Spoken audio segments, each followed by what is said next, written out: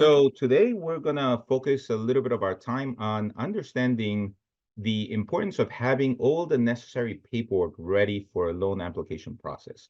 So from an underwriter's perspective, we always look to make sure that we can review all of the information that is being sent to us. And so making sure that as you look through the list of items that are going to be required, that before you start the underwriting process, that you have all of that information ready and available such that you can submit it. The last thing we want is start reviewing an application perhaps, and then have to pause because there are items missing, right? So it is important to sort of kind of do a preview, go through the application, see what sort of documentation is being requested, gather that documentation, have it readily available so that you can upload it, submit it, send it in, whichever way it is that an underwriter is going to be requesting that information, make sure that you have it available. So, so far we've talked about having paperwork available, but what exactly is that paperwork, right? And why does it matter, right? So, for example, you need to have typically for a business loan, anywhere between 2 to 3 years worth of tax returns. The reason why an underwriter may want to take a look at that is because they want to see a clear picture of your financial history. They want to see what the stability and the consistency of income is like. And the only way really to gauge that is by looking at your tax returns. Your tax returns are sort of kind of like your report card, if we can call it that, for what has transpired in your business. And by going back 2 to 3 years, we're able to determine what the history of that business is like. Pay stubs, if, for example, you work outside of your business and you're going to claim that income as part of the income necessary for you to be able to attain this new loan, then you'd need to have those pay stubs available, and they need to be usually within the last 3 to 4 weeks, and they need to be as recent as possible. Now, of course, if you've had a recent vacation or you've had some time off, make sure that you go back as far as to include a good reflection of a solid 2 to 3 weeks worth of pay. So then that way an underwriter can look at and say, okay, well, this was an off instance, right? This particular week was either shorter or maybe because of overtime, it was a little better, but they're able to get a good sense of what your week typically looks like by going back and looking at consistent pay stubs.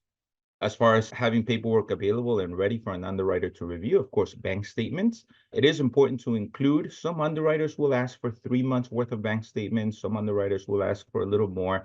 Here at GNEC, we ask for 12 months worth of bank statements. And please, please, please, please make sure that you always submit all of the pages of that bank statement. A lot of times we get folks that send in just that first page. And of course, that first page provides a summary, but an underwriter really wants to look at the in-depth details of what is transpiring in that business and the day-to-day activity of the business. And truly, the only way that we can see that is by looking at what the deposits and withdrawals and checks being written out of the account are like. The only way that we can gauge that is by looking at bank statements. So make sure you submit all pages. Make sure that you abide by whatever it is that the underwriter is asking for. If they're asking for 3 months, send in 3. If they're asking for 12, send in 12. It's not that they're trying to be nosy. It is that we really need to understand what is going on with the business. So sometimes an underwriter is going to look to ask for also personal bank statements. And that's because a lot of our small businesses, they do mix business transactions with personal transactions. And so you'll have, for example, somebody in the service industry that may accept payment on their personal account as opposed to their business account. So to really truly gauge what that income and what those expenses are like on a monthly basis, it is important to also supply those personal bank accounts. Important as well as to submit the business formation documentation, things like your LLC paperwork, things like if you're a corporation, your certificate of incorporation, making sure that you do get a copy of your business employer identification number, your tax ID, also known as an EIN. Whenever you register a business and you acquire an EIN, you get that letter from the IRS. So that form is called an SS-4 form. It comes directly from the IRS, and it is the form that gives you that EIN number. Please, whatever you do, once you get that letter, do not let go of that letter, because it is very difficult to get a copy of that EIN number again, and they only print that letter once. So word of advice, once you have it, make sure you put it in a safe place. make sure that you're ready to submit that information, because it is how us underwriters are able to determine whether or not the business is registered with the IRS in order to pay taxes. You also need to have your business plan. Your business plan outlines your business objectives, your strategies, your financial projections. It demonstrates what your vision is like for the business and the feasibility of that business, whether or not that business is going to actually work out, and whether or not you've given it some thought, right? Don't go through the process of writing a business plan that incorporates data from international markets or maybe national markets if you're not going to be national or international. If you're going to be a local business, make sure you focus your business plan on your local business, your local area, right? What are your customers like in your local area? Why are you marketing to your local area? How is your product a good fit for your local area? Make sure that you have that spelled out in your business plan. You'll be surprised how many business plans I've read where folks that are providing a service to their local community spend about 4 or 5 pages talking about how the international market is set up for that sort of industry. We want to see a clear, concise business plan that you've actually taken the time to write, that you've actually taken the time to think it through, and how is it going to impact or how your business is going to be successful. A resume. Believe it or not, the resume is something that as an underwriter, we look to see, we look to review. We want to see what your professional background is like. We want to see what the expertise are like. We want to see your relevant experience when it comes to management, right? If you've been a manager, say at a local fast food joint or maybe even a convenience store, that actually gives us an opportunity to gauge and see, okay, well, what is their management experience like? And are they going to be, is that skill going to be transferable to the business?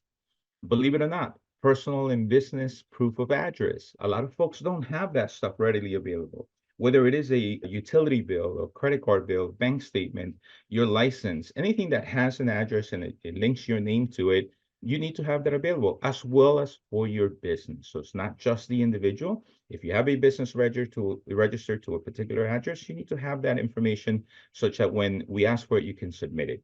And use this information I'm sharing with you now as a form to get, or as a way to get these things ready, such that when you apply, you're good to go. Create a folder, a file on your desktop if you're using a laptop, maybe a place in your phone where you can store all of this information, label it properly so that when you upload it, an underwriter can go through it very easily and find it very easily.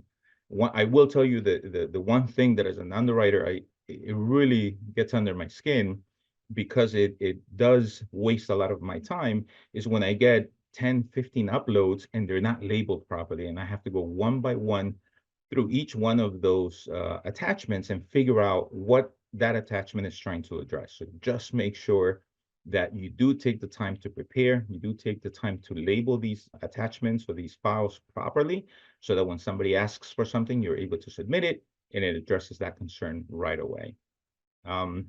I will share one last thing, which is usually the item that most people have some sort of a negative thought about whenever somebody mentions it, and it's because when you look at it, it looks like a daunting form to fill out, and that is your personal financial statement.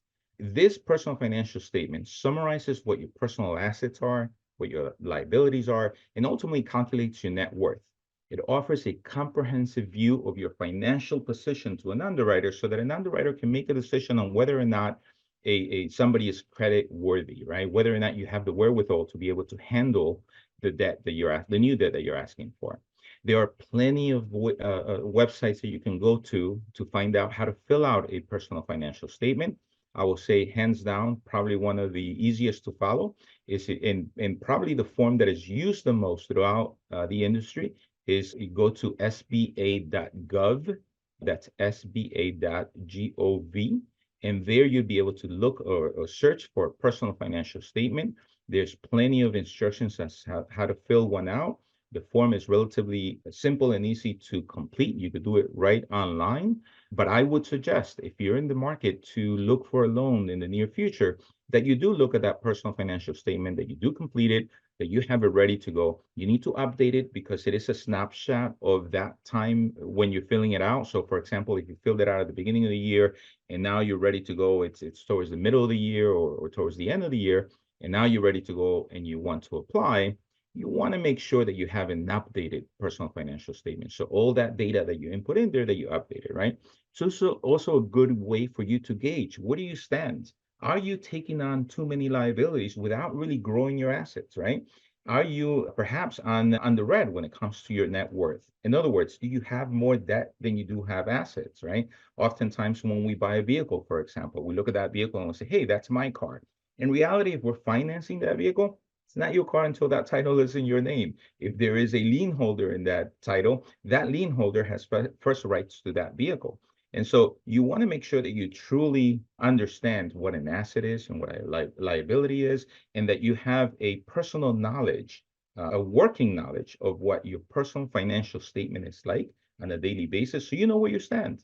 If somebody says, hey, do you have some collateral that you'll be able to pledge for the loan that you're trying to seek?